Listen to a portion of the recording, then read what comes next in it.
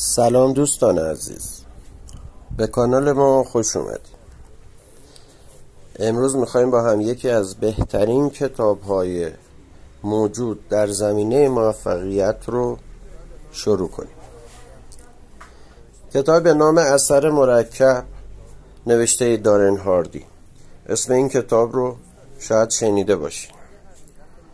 دوستان، این کتاب یه حقیقت مهم رو یادآوری میکنه. اونم اینه که موفقیت‌های بزرگ یک شب اتفاق نمی‌افتند. موفقیت بزرگ نتیجه انتخاب‌های کوچیک و درستی هست که هر روز تکرار می‌کنیم. مثل دونه‌های برف که یه دونه برف ضعیفه، شکننده است، آب میشه سریع، ولی اینها وقتی که به هم دیگه پیوند بخورن حتی یک بهمن خیلی قوی رو شکل میدن. و از اون طرف هم دوستان، کارهای بد هم همینجور. عادت به کارهای بد هم نتیجه هایی و گاهی میده که بعد یک بار، مثل سیگار کشیدن، مثل تغذیه نامناسب، اینها تکرار میشن هر روز و اون یک بار هم میبینی اتفاقی نمیفته، ولی نتیجهش رو به یک بار آدم میبینه.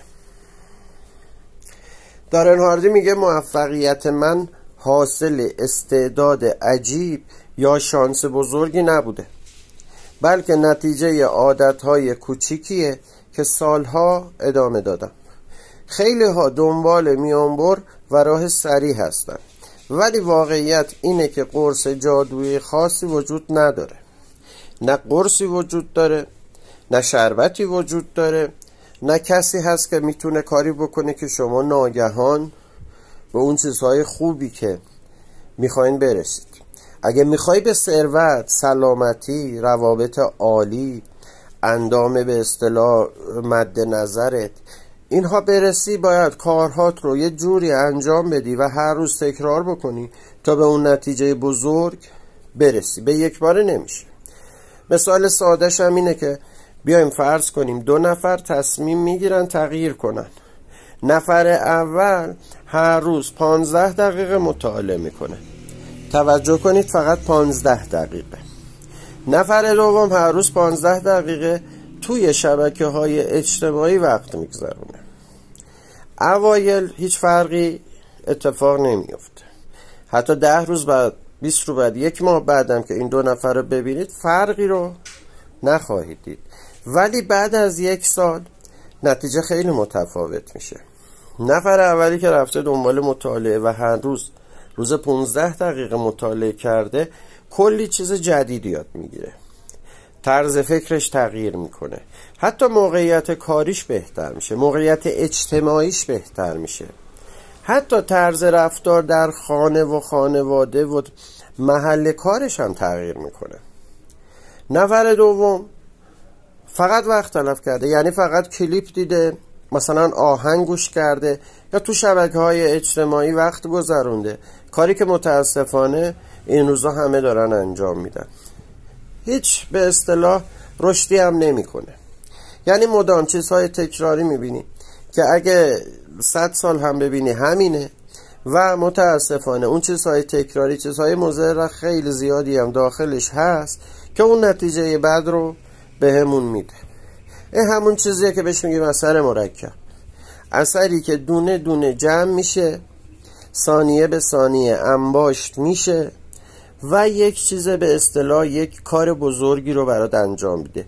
یک عادت خوبی رو درت شکل میده. یک اندام مناسبی رو بهت هدیه میده. یک علمی رو بهت میده. مثل همین خوندن و نوشتن که ما روز اول که میریم مدرسه، همون روز یا فردا یا 1 ماه بعد یا حتی سال بعدش اونقدر خوندن و نوشتن یاد نمیگیریم مثلا وقت زمانی که دیپلمتو میگیری یا فارغ التحصیل میشی. خب این علمی که شما زمان فارغ التحصیلی یاد گرفتی و شدی، مثلا دکتر شدی، مهندس شدی، شیمیدان شدی، فیزیکدان شدی، ستاره شناس، این علمی که یاد گرفتی نتیجه سالها کوشش و تلاشت بوده، نتیجه سالها مطالعه و تحصیلت بوده. یک موفقیت نتیجه کارهای کوچیک روزانه است، نه یک جهش بزرگ. انتخاب‌های ساده وقتی تکراری میشن آینده ما رو میسازن. مسیر درست همیشه هیجان انگیز نیست، همیشه لذت بخش نیست، گاهی کسل کننده هم هست و اما نتیجهش فوق‌العاده است. این بود قسمت اول از کتاب اثر مرکب. توی قسمت‌های بعدی با ابزارها و مثال‌های بیشتری آشنا میشیم تا بتونیم قدم به قدم زندگی خودمون رو تغییر بدیم. اگر این ویدیو برات مفید بود لایک کن، کانال رو سابسکرایب کن تا قسمت